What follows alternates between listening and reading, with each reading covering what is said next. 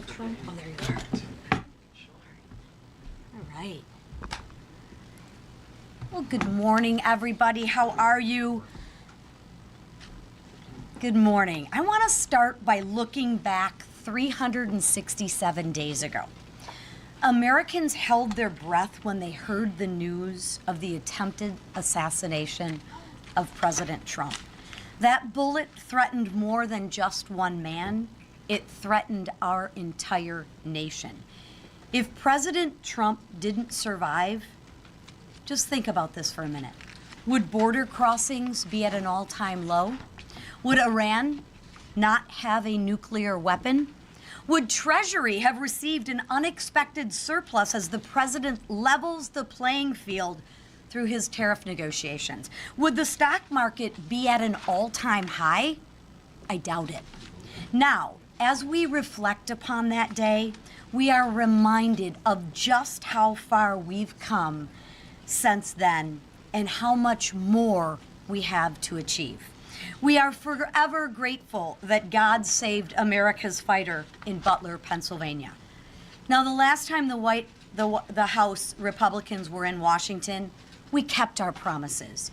Despite all the doubts, House Republicans delivered on the one big, beautiful bill, and we got it to President Trump's desk, of which he signed on July 4th.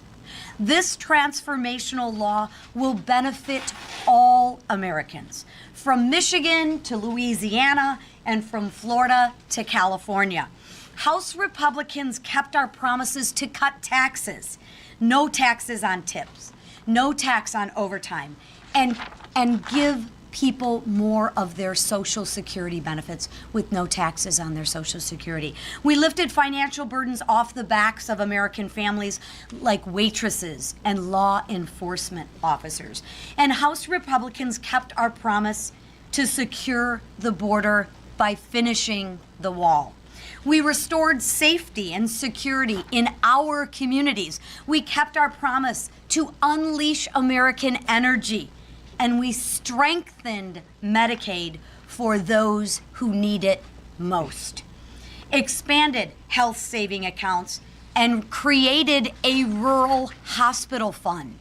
Whether it's lower gas prices, lower taxes, or more jobs, there's something in the one big, beautiful bill to help every single American. Compare that to Democrats who voted to raise every Americans' taxes. And you can be sure that every American will hear about this from members of Congress. House Republicans will be spreading the news of the big historic wins in the one big beautiful bill. We've already kicked things off at our media row, and I hope that you'll join us there. And now I will turn it over to one of my newest colleagues, freshman Representative Jimmy Petronas of Florida. And with him, he will bring a guest who directly benefits from the one big, beautiful bill. So you can take it from here. Thank you, Chair. You are welcome. All right, let me get my, okay, I got it. Yours is for two. Good morning. Thank you, Speaker Johnson, Majority Leader Scalise, Whip Emmer, and Chair McLean for your leadership on passing the one big, beautiful bill. As a small business owner, I was in the restaurant business for 36 years of my life, and it's really impactful what this legislation is going to ultimately do. I think there's one thing that the President understands. He understands the service industry. And as somebody who has run that industry for the last 36 years, there's a challenge we've had ever since COVID, and that has been just the efforts that we have struggled to try to find an engagement and enthusiasm back in the workforce. I think the President has a secret power, and that secret power is understanding how to grow businesses. With the no tax on tips, we're looking at a $1,300, average $1,300 per service industry employee that is going to have new money in their pocket. That will either be servicing debt, taking care of their family, providing for their family, or just, you know what, just getting to spend their money instead of Washington, D.C. With the no tax on overtime, same thing. We're looking about $1,300. That's going to impact that hourly worker. You think about the enthusiasm that's going to have in bringing people back into the workforce or getting people more enthused about those industries where they know overtime and tips are an engagement of how they get paid. I'm excited. But, now I think about my mom. When you talk about no tax on seniors, they're going to be able to hold on to as much as $6,000 in new deductions back in their pocket to offset the costs and the inflations that have been dealt to them by the Biden administration. We're turning this country around one step after the other. And I tell people all the time, it's not a sprint, it's a march. This is why it was so important. We worked so hard to get this bill across the finish line. The men and women up here worked through the night, as we knew at the end of the day, the citizens of the United States spends their money better than Washington, D.C. does. And this is a testament as we're making sure they get to keep more of their money. What I also get excited about is the money that has been committed to air traffic control, as those challenges that we have faced over the last couple of years have been unfortunate. And we know that we've got an aging infrastructure system. It's sad that every single Democrat that serves in that building across the street voted against putting $12 billion back into improving our air traffic control system. When you look at those dollars and upgrading that aging infrastructure, but more importantly, it's the backbone of economic commerce in our country. And you've got to make those investments. And sometimes it may not be sexy, but by God, the citizens of our country deserve state-of-the-art technology to have that peace of mind when they're traveling and doing business in our country. And lastly is I'm so excited as a member of Congress that has 5 installations in this district, whether it's Eglin, Herbert Field, NAS Pensacola, NAS Whiting, Corey Station, or Duke Field. These installations are going to benefit from the One Big Beautiful Bill. As we have seen historic levels, we have exceeded every recruiting goal already now for the entire year. President Trump and Secretary Hegseth have created a new enthusiasm in our United States military. $9 billion to improve the quality of life for our service members. $20 billion to bolster munition production. $12 billion to modernize our nuclear arsenal, and over $5 billion to secure our border. These are game changers, but it also creates an enthusiasm that lets our servicemen and women know they're appreciated, taking care of our veterans. And I'm very excited that means taking care of Florida Congressional District 1. Thank you to the Speaker and his entire team for making this happen. And I want to introduce Frank Patty. Frank Patty and his family, they're a multi-generational difference maker in Northwest Florida, whether it be in their renowned, world-famous fishing market. They have got a seafood market there in Pensacola that whenever you walk in, it's like a circus. It is people are going in every different direction, but it's quality seafood from the Gulf of America and all over the United States as they come in to receive their produce. And then what happened is, as they were running their own fishing fleets, they realized they had to fix the boats that they were using. So what they do, they decided to build their own shipyard. So whether it be running their own seafood market, fixing their own ships, or building the next generation of ships that are taking care of the Army Corps of Engineers or just the private sector, this family has made a commitment, and it's exciting to have them up here being a part of what the Big Beautiful Bill means to their family and their ability to grow their economy in not just Northwest Florida, but in our country. Frank. Thank you so much, Jimmy. Thank you so much. Well, appreciate that so much. My name is Frank Patty Jr. I am an owner-operator at Patty Marine Enterprises and Joe Patty Seafood. We are based in Pensacola, Florida. First, I'd like to thank Speaker Mike Johnson and Majority Leader Steve Scalise and Majority Whip Tom Emer and Chairman Lisa McLean. Thank you. And, of course, my buddy Jimmy. It is an honor to speak today from our nation's capital with this incredible team that you have here and speak about this positive impacts of the One Big Beautiful Bill. My daughter Mandy and I are very proud of our family business. My grandparents are both born in Sicily, 10 miles apart from each other, and met for the first time in Pensacola. And so how this happened is really amazing, because meeting in Pensacola, my grandfather was running snapper smacks down to Campeche. He says, you gonna start a business? I'm not raising this family by myself. She says, what are you gonna do? You're gonna get a boat, we're gonna sell bait off the front porch. So here we are 94 years later, I'm sorry. 94 years later, it's a thriving business with high volume, serves thousands of people a day. And then we got into business to build our own fleet. So we set up a shipyard in the parking lot, rolled the first vessels in on wooden logs, very meager beginnings, and built our own fleet, operated our own fleet, sold our own product. Of course, we started building for everybody. So the fishing vessels from Dutch Harbor to Maine, we built the very first licensed gambling boat in the country. We built the largest gambling boat in the country, did a lot of vessels for the Army Corps of Engineers. Matter of fact, we built more vessels for the Army in a 20-year span than any other shipyard, and got an award from the Corps for outstanding civilian service, and then other significant vessel awards. We are very blessed with all our work. But of course, we want to talk about safety too, because we are very big on safety, and our shipyard, the last 4 national safety awards we got, the last 2 were the best small shipyard in the country, and that was 2 years in a row. So we're very blessed for our great team that we have, and the family that we were blessed with, and my daughter Mandy, who and my son, and my grandparents and everybody, that how far we've come.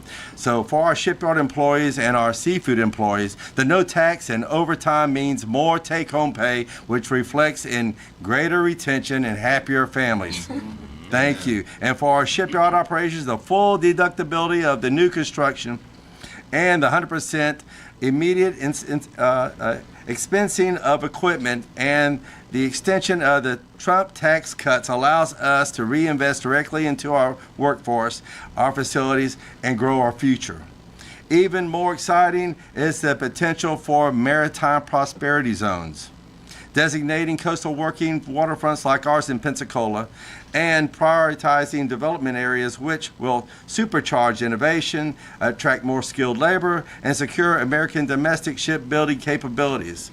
With this one big beautiful bill and the prosperity zones together for shipyards like ours, will revitalize the industry with real wage increases and the manufacturing boost needed to meet the maritime demands of the defense and commercial domestic needs.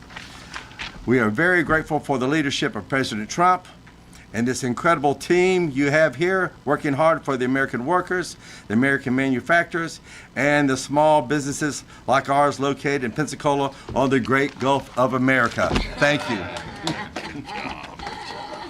Thank you, Steve. Great work. Thanks for being here. Patties.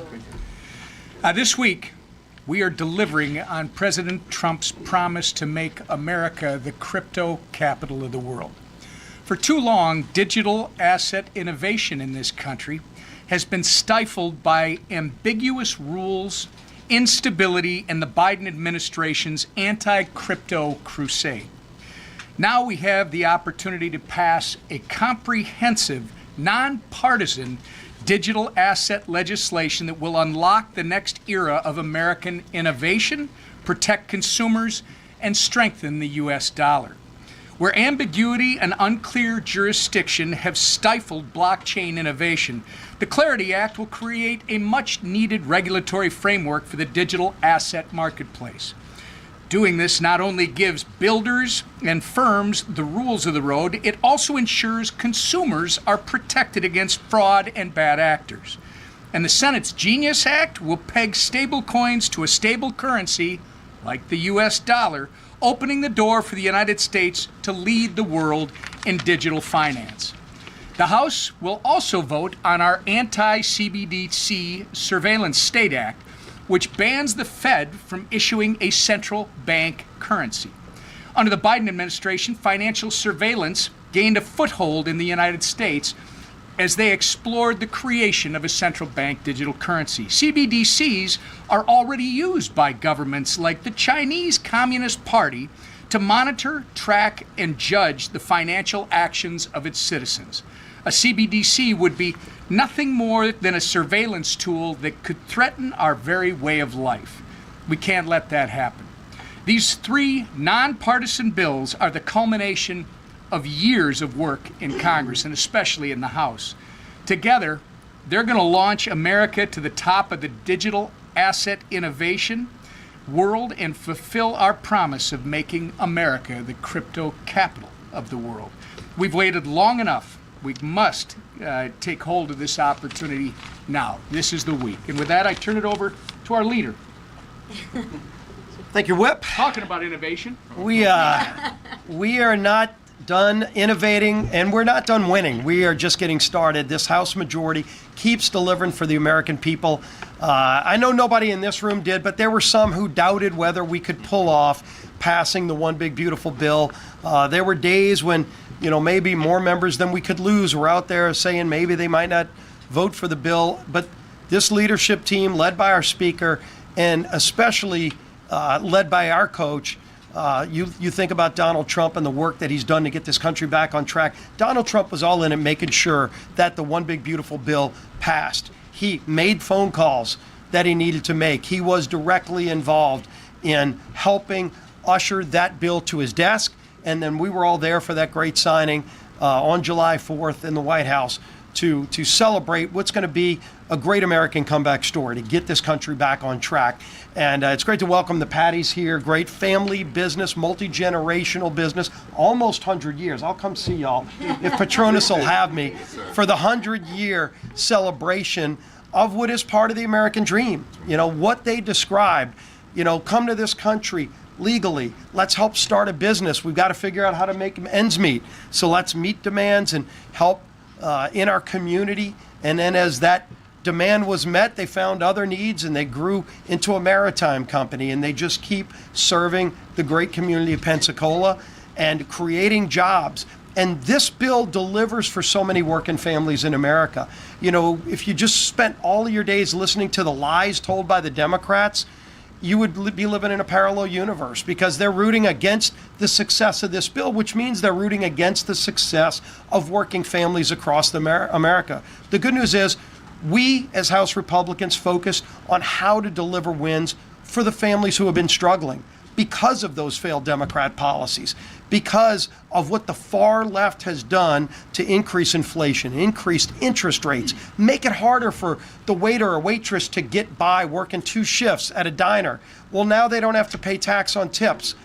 And as Democrats are lying about billionaires, what they actually did was vote against those waiters and waitresses. They voted against those shift workers at the Patty shipyard who are working overtime and are wondering how much time they're spending away from their family, and they have to pay so much in taxes. Well, now they won't anymore. They're going to have $1,700 more every year in their pockets to go and maybe take a family vacation, to put away for their college, for their kids. And every Democrat voted against that. How are they going to reconcile that when they fan across America? And I know Akeem is taking this traveling roadshow around the country to try to keep lying about the bill. The problem is he is flying in the face of Americans who know how good this bill is going to be for them. As he's lying about billionaires, every senior citizen who gets a benefit from this bill is saying, wait a minute, why'd you vote against a $6,000 deduction for me? That's what every Democrat did. And so we're talking about the wins in this bill that a lot of people don't know about. We of course know about lower rates for everybody. Every Democrat voted to raise rates on everybody. I'm curious to see, as they're traveling around the country, will they answer the question, will Hakeem and all of his friends pay the higher tax rate that they voted to impose on every American family? They actually did that. They voted to raise every American's taxes. But now that the bill's passed, are they going to be hypocritical and take the lower rate? Or well, they can actually send more money in. They believe in taking more of your money, but they can send in more of their money. Will they do that and pay that higher rate that they voted to impose on everybody? I think probably not, but it's a fair question to ask. But in the meantime, all of those families who are going to benefit, a air traffic control system, as Congressman Patronus just talked about. We saw the floppy disks are running airports like in LaGuardia, floppy disk drives. I'm a computer science major. I learned in the 80s how to program a computer on floppy disks. We got rid of the floppy disks in the 90s. They're still running airports off of that old technology. And President Trump and Sean Duffy, who are doing such a great job, said, we're not going to look the other way like Biden did and Buttigieg did for 4 years. We're going to modernize this great system so that when people get on an airplane, they have the confidence that that air traffic control system at their airport and the airport they're going to land at are now run off of modern 21st century technology, not 1980s technology. You think about school choice. First time ever the federal government passed a school choice bill to give families an option now. And it's available to every state. States have the ability to opt in. Gavin Newsom likes attacking people who go visit his state. He likes attacking the millions of people who leave his state because he's such a failed leader. I'm wondering, is Gavin Newsom going to stand in front of the schoolhouse steps and deny the ability for every low-income family in the state of California the ability to send their kid to the school of their choice if the local school is failing those kids? That's a dilemma now that people like Gavin Newsom will have to face. Will he bow to the teachers' unions and tell those low-income families, no, your kid's got to stay in a failing school, or will he take advantage of the great opportunity presented in this one big beautiful bill to allow those low-income families to send their kids to any school, to have the opportunity to seek the American dream like every kid in this country deserves? That's in this bill. President Trump's Golden Dome, so many other great things, but we're going to keep talking about it. We're going to pass great digital currency legislation this week to continue modernizing our laws to keep up with the technology of today. We're going to pass the DoD appropriations bill this week to make sure that our men and women in uniform at all those great military bases that are in Congressman Petronas and so many other districts will be able to have the ability to keep up, to keep recruiting, to keep being the best and brightest and strongest fighting force in the world. That's what we're going to do this week. We're going to keep delivering. We're going to keep fighting for those families who have been left behind for way too long. Those days are no longer. President Trump is in the White House. Republicans are running Congress. We're getting things done and we're delivering results for hardworking families. And the man who never allows failure, who has said, no, we are not going to accept, even when the numbers don't look right, we're going to figure out a way to get it done, and we got it done because we've got a strong, bold leader as our speaker, Mike Johnson. Thanks, bud. Thank you all for being here. Thank this great leadership team. Thank you, Congressman Jimmy Petronas, who has represented Florida's Panhandle so well. So grateful to have the Patty family, Frank and Mandy, and we have a lot in common, actually. My grandfather's from Sicily as well. His name was Nunzio Messina, okay? They went a little further west in the Gulf. Yeah, okay, right. I could have been somebody. I could have been Vinnie Messina. I got Mike Johnson instead. It's so boring. But anyway, I love my father's side of the family as well. But here we are. Grateful that you're here. You all are going to see us highlighting real hardworking Americans for the foreseeable future, because the One Big Beautiful Bill helps everybody. And you're going to hear their stories, and you're going to hear what it means to them and what it means to their employees in this case, what it means to the people who have really been struggling to pay the bills. The last 4 years was a disaster under the Biden-Harris Democrat big government socialist policies, and now we're getting back to American principles. America's back, and everybody's going to benefit from it. I want to talk to you about that a little bit, but just first, I mean, it's appropriate for us to note it was 1 year ago Sunday that on that field in Butler, Pennsylvania, that an assassin nearly took the life of President Trump. And we can't talk about it too much because it was a turning point in American history. It could have gone the wrong way. I mean, if that assassin's bullet missed just an inch to the right, or if President Trump would have turned his head just a millisecond later, he would have died on that stage, and this country would have come apart at the seams.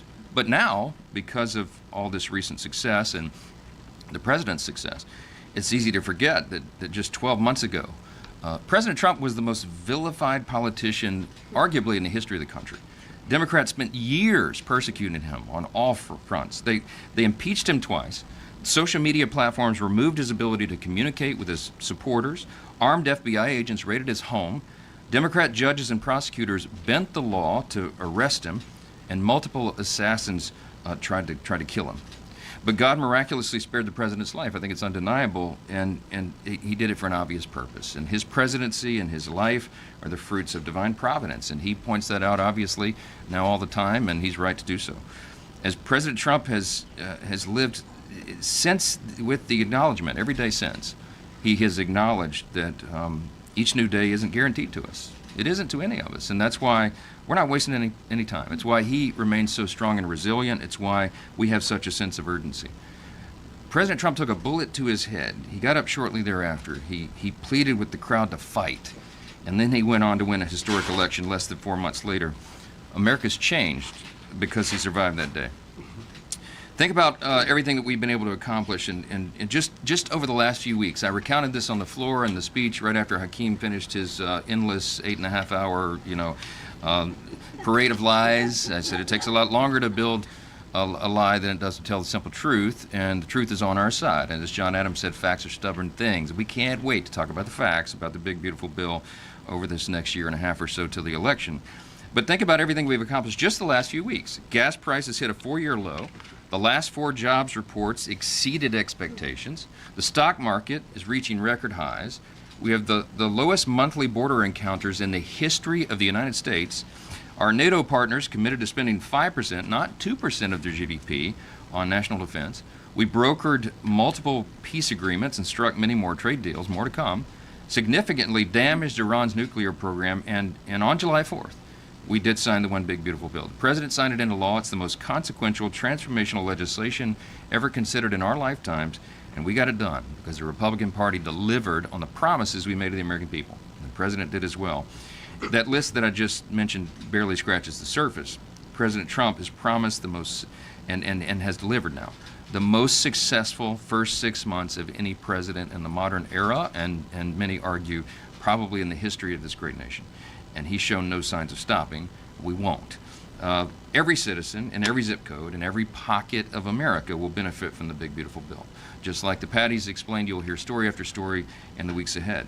Last week, my office sent a survey to our constituents. I serve Louisiana's 4th Congressional District, and we sent around a survey to Louisiana families, knowing that they're going to save thousands of dollars now because of the vote that we took on July 3rd. We asked them, how would you use the extra money? And here's some of the responses. James said he's going to use the savings to open a Roth IRA for his family. Janice is an 80-year-old widow. She said she's going to use the savings for much-needed repairs to her home. Whitney is in a retirement home. She's going to utilize the savings to help pay rent.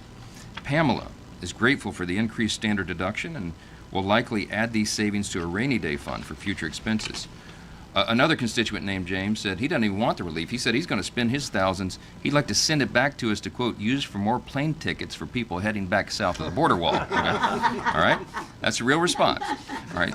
So, yeah. So many of my constituents said they would use their savings on things like basic needs and bills and debt payment and transportation and home repairs and helping family members and adding to their emergency funds, or some of them taking a well-deserved vacation. You know what? As Jimmy said earlier, it's their money. It's not the government's money, and we're delighted to give it back to them. That's the beauty of the One Big Beautiful Bill, and you can spend it however you please. I know the stories are similar in the other 434 congressional districts across this country. Despite the Democrats' repeated lies about the bill, lower and middle-income Americans are going to reap the greatest benefit. Individuals making less than $50,000 per year will receive the largest benefit from the tax cuts. Tipped and overtime workers will see no taxes on those wages. Take-home pay for the typical hardworking American family will increase by over $10,000 a year, and over 50 million seniors will now pay no taxes on their Social Security. This is real. The bill was written of, by, and for the American people.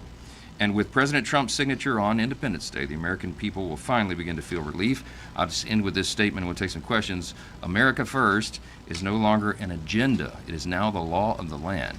And that's what the people voted on last November to deliver, and we did it in less than half a year. So I'll take a few questions. Front row. First of all, Speaker Benny Messina would have been great. Hey. So regarding yesterday's Supreme Court order on the Education Department, you've previously been asked whether Congress will assert its constitutional authority and pass legislation closing the department, which of course was created by act of Congress. When exactly does that moment arrive? Does the President having, quote, ultimate authority over the Education Department, as was Secretary McMahon's interpretation of the order, not conflict with Congress's legal and constitutional power? At what point does this become a separation of powers conflict? It may not surprise you. I haven't had a chance to digest the Supreme Court opinion from yesterday, whenever it was. Been a little busy, but we'll look into that. I'm a constitutional law attorney. I'm a jealous guardian of Article 1 authority, but I also know that for decades, the Department of Education, since its creation, the Department of Education has been wielded by the executive branch. I think that was the intent of Congress, as I understood it back then. We have a large say in that, but we're going to coordinate that with the White House, where I'm not going to get in front of the President. He has a vision on how to reform education at the federal level. Secretary McMahon has done an extraordinary job thus far, and we're going to follow their cues on how to do that. If we see that the separation of powers is being breached in some way, we'll act, but I haven't seen that yet. So, yeah. Mr. Speaker, your office has told me the holdup on Congress taking up disaster aid for California is that you're waiting for the White House to send an official request. The President has indicated no interest in doing so, in part because of his tiff, beef with Gavin Newsom, whatever you want to call it. Will you commit commit to including California in any disaster aid package passed out of the House, whether it be Texas, the Carolinas, regardless of the president's feelings about California? Well, first of all, we wouldn't know how much to commit because there's a process that this goes through. The White House, in every administration and every previous Congress, the White House takes the request of the state. After the calculations have been done, the assessments, there's a multi-step process to this. They take that, they send the request to Congress, and then Congress it goes through regular order and acts upon the request. We just haven't had that in California yet for whatever reason. Gavin Newsom seems to enjoy trying to stick his thumb in the eye of the White House and the Congress, which seems to be counter-purpose if he is requesting relief. Look, we're going to do the right thing at the end of the day. We'll take care of the American people. We'll take care of our federal responsibilities. But we've not seen the calculation nor the formal request yet, and I'm going to act upon it until we do. The formal request was sent to your office in February, sir. I would get the request from the White House and the executive branch. That's how this works. We're going to follow the rules. Mr. Yeah. Speaker, what's the consternation among House Republicans about possible changes to the rescissions bill in the Senate, and what that would be like in terms of timing as you're up against this deadline on Friday? Yeah, the Friday deadline looms. We're encouraging our Senate partners over there to get the job done and to pass it as is. That's what we did. It reflects the intention and the view of the House. This is this, in our view, was low-hanging fruit. This rescission package is, you're talking about funding for USAID, the egregious abuses that the DOJ analysis and audits uncovered. We've got to claw that back. The American people, everybody demands that. We can't fund transgender operas in Peru with U.S. taxpayer dollars, right? So come on. The NPR and PBS components this is, in our view, the misuse of taxpayer dollars. They're biased reporting. They're not objective. They pretend to be so. They have for a long time. And the people don't need to fund that. I mean, we're in an age of, you all know, you work in the industry. I mean, media is so multifaceted now. There's so many avenues and areas for information. And while at its origination, NPR and PBS might have made some sense, and maybe it does now, but it shouldn't be subsidized by taxpayers. So these are simple questions to answer for us. The House has acted appropriately, and I hope the Senate will do the same. I've urged them, as I always do, to please keep the product unamended because we have a narrow margin and we got to pass it. But we're going to process whatever they send us whenever they send us, and I'm hopeful that it'll be soon. What's this say about the mission if you're unable, though, to pass those things? I mean, the idea that, Republicans talk about cutting the spending, and if there's a conflict, you can't get it done through that deadline? I don't accept defeat, Chad, so we'll see what happens. Yes, Thank you, Mr. Speaker. Homeland Security Committee Chair Mark Green will be leaving on the 20th. Have you talked to any of the contenders and who can succeed him? How much do you want to weigh in on that? Yeah, I've talked to all of them, and we have an embarrassment of riches in the House Republican Conference. We have very highly qualified people who are willing to step up. They're all highly respected among their peers, so it'll be quite a horse race there. And I'm not going to put my thumb on the scale and try to influence that one way or the other. We have a process here. We respect the process, and that we have a steering committee that's composed of leaders and representatives from across the conference, and they'll hear the presentations of the candidates, and then they'll make the due decision. But it's going to be a tough race because there's some tough people. Great men who step forward, and we'll see how it shakes out. So thank you all. Appreciate it.